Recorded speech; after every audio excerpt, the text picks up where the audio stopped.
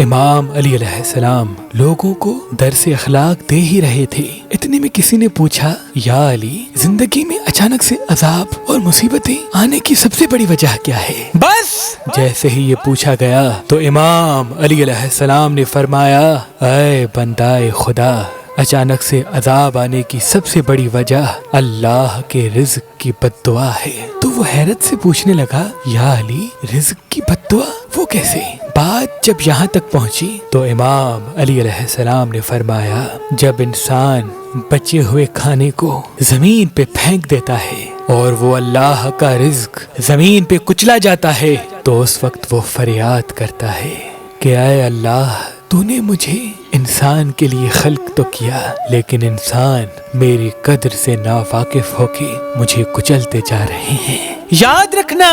جب بھی کھانا کھاؤ تو دسترخوان پہ بچی ہوئی روٹی کھا لیا کرو، یا اتنا کھانا اٹھایا کرو جس کو آخر تک ختم کر سکو، کیونکہ میں نے اللہ کے رسول سے سنا کہ دسترخوان پہ گری ہوئی روٹی جب انسان کھاتا ہے تو وہ انسان کے لیے شفا بن جاتی ہے، لیکن اگر چلتے وقت یہ دیکھو کہ زمین پہ روٹی پڑی ہے اور وہ کچلی جا رہی ہے تو اللہ کا نام لے کر اس روٹی کو کسی ایسی جگہ پہ رکھ دو جہاں وہ پیروں میں کچلی نہ جائے اور دوسری اللہ کی مخلوقات اسے آرام سے کھا سکے۔ اے شخص، اس عمل سے اللہ کا رزق تمہیں دعا کرے گا، اور رزق کی دعا اللہ کبھی رد نہیں کرتا، اللہ کبھی رد نہیں کرتا، اللہ کبھی رد نہیں کرتا۔